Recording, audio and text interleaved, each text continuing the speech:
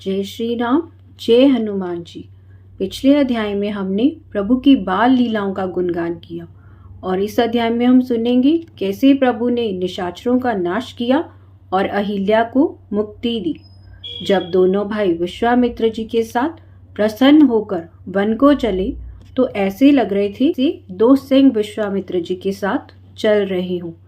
प्रभु के लाल कमल के समान नेत्र, छाती चौड़ी और विशाल भुजाएं हैं। नीलकमल और चंद्रमा के समान उज्जवल बदन है। कमर पर पीला पट्टा कसा हुआ है और सुंदर तरकस लिए दोनों भाई बहुत ही शोभामान हो रहे हैं। श्याम गौर वर्ण के दोनों भाई बहुत सुंदर लग रहे हैं। मुनि को तो जैसे कोई निधि ही मिल गई हो। जब ताड़िका को दो मुनि जाते हुए दिखाई दिए तो ये सुनकर कि साथ में उनके दो सिंह के समान पुरुष हैं, वो उनको मारने के लिए दौड़ी, पर प्रभु ने एक ही बाण में ताड़िका के प्राण हर लिए और उसे विष्णु लोक भेज दिया। विश्वामित्र जी अपने प्रभु को देखकर अपार हर्षित हो रहे थे। वह पहचान गए थे, मेरे प्रभु धरती पर निशाचरों का नाश करने के लिए आ गए हैं। उनके पास जितनी भी विद्याएं थी उन्होंने सब प्रभु को दे दी। ऐसी ऐसी विद्याएं दी कि कभी आपको भूख ना लगे, कभी आपको प्यास ना लगे। प्रभु के तन में अपार बल और प्रकाश था। विश्वामित्र जी ने उन्हें चारों अस्त्र, चारों साधन अर्पण कर दिए। आश्रम में लाके प्रभु की बहुत ही भक्ति के साथ पूजा की और उन्हें कंदमूल फूल खाने को दिए। प्रातः समय प्रभु ने मुनि से कहा, आप निर्भय होकर यज्ञ कीजिए। तब मुनि यज्ञ करने के लिए बैठ गए और प्रभु उनकी रक्षा करने लगे। यज्ञ की ध्वनि सत्संग सुनकर ज्ञान होते हुए भी अज्ञान में रमन करने वाले निशाचर मारीच संतों को द्रोही सहायकों को लेकर आया। तब राम ने बिना फर के बाण मारकर उसे समुद्र पार उसकी कुटिया में ही गिरा दिया जहां वह आश्रम में रहता था। तब प्रभु ने सुबाहु को भी अग्निबाण से मारा और लक्ष्मण जी ने सारे निशाचरों का संहार कर दिया।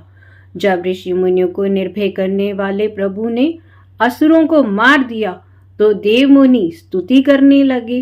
प्रभु ने कुछ दिन वहां रहकर मुनियों पर दया की। यद्यपि वह ऋषि मुनि प्रभु को जानते थे, महान ज्ञानी थे, परंतु फिर भी उनकी भक्ति के लिए वेद और पुराणों की बहुत सी कथाएं और प्रभु की लीलाएं उन्हें ही सुनाते हैं।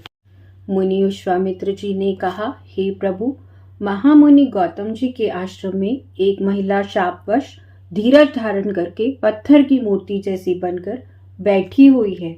वह आपके चरण कमलों की रज चाहती है। हे प्रभु, इस अहिल्या की कृपा करके मुनि के वरदान को पूरा कीजिए।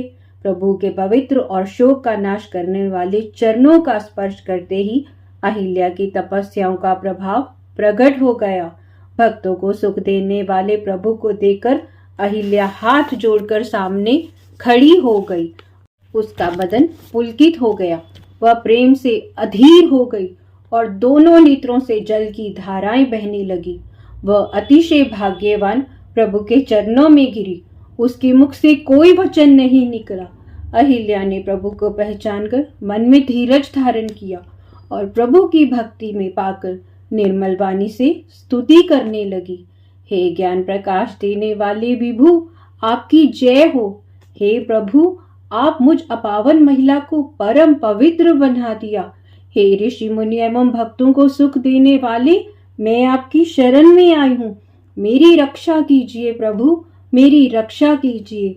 हे प्रभु, मुनि ने जो मुझे शाप दिया था वह बहुत ही अच्छा किया। मैं अति अनुग्रह मानती हूँ, जिसके कारण संसार के बंधन छुड़ाने वाले प्रभु मुझे आपके दर्शन हुए हैं। इसी को शिव जी जीवन का परम लाभ समझते हैं। हे प्रभु, मैं बुद्धि की भोली हूँ, मैं और कुछ नहीं चाहती हूँ। मेरी बस आपसे यही विनय है कि मेरा मन रूपी भोरा सदा आपके चरण कमलों में लगा रहे और आपके सुगंध का रस पान करता रहे। जिन चरणों से देव गंगा सरस्वती प्रकट हुई हैं, जिसे शिव जी ने अपने सिर पर धारण किया है, वही चरण कमल जिसकी ब्रह्मा जी भी पूजा करते हैं। हे प्रभु, वही चरण कमल मेरे सिर पर रखें।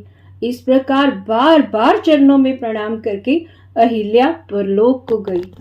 इस तरह प्रभु ने गौतम ऋषि के वरदान को पूरा किया और अहिल्या का उद्धार किया। राजा जनक अपने मंत्री और अच्छे योद्धाओं के साथ साधु संतों, ऋषि मुनियों और कुल पुरोहित सतानंद जी को लेकर मुनियों के स्वामी विश्वामित्र जी से मिलने आए। जनक राजा विदय ने विश्वामित्र जी के चरणों में सिर निवाया। राजा को मुनि ने प्रसन्न होकर आशीर्वाद दिया। राजा जनक ने अपने को भाग्यशाली मानते हुए सभी साधुओं को प्रणाम किया। मुनि ने कुशल पूछकर राजा को अपने पास बैठाया। उसी समय दोनों भाई आ गए, जो पूजा हेतु पुष्प लेने फुलवाड़ी में गए हुए थे। प्रभु को आते देखकर सब खड़े हो गए। आदर सहित मुनि ने प्रभु और भाई लक्ष्मण को भी अपने पास बिठाया। वह श्याम गौर सुंदर किशोर अवस्था के भ्राता ऐसे सुंदर शोभा पा रहे थे कि समस्त संसार का चित्त ही चुरा रहे थे। उन्हें देखकर सभी के नेत्रों में प्रेम के आंसू उमड़ रहे थे।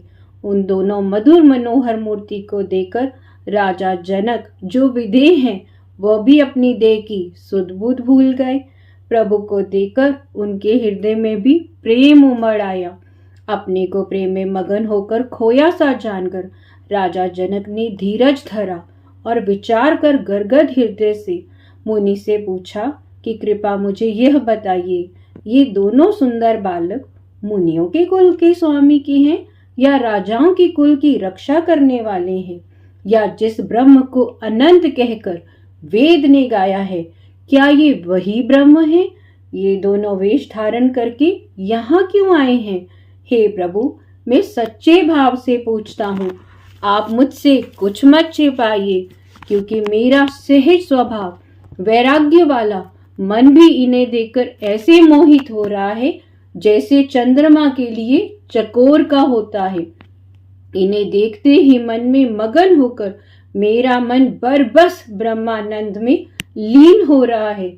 मुनि ने हंसकर कहा, हे राजन, तुम्हारी वाणी सत्य है। ये दोनों भाई रघुकुल के मणि राजा दशरथ के पुत्र हैं। राजा ने इन्हें मेरे हित के लिए और मुनियों की रक्षा के लिए यहाँ भेजा है। संसार में जितने प्राणी हैं, ये सभी को प्रिय हैं। मुनि के वचन सुनकर प्रभु मन ही मन मुस्काने लगे। तब राजा जनक ने कहा, हे मुनिराज, आपके चरणों के दर्शन करके मैं अपने पुण्य प्रभावों के बारे में तो कह ही नहीं सकता। ये दोनों भाई श्याम गौर अति सुंदर, आनंद के भी आनंद है। राजा जनक बार बार राम की ओर देखते, उनका हृदय आनंद और उत्साह से भर गया और तन पुलकायमान हो गया।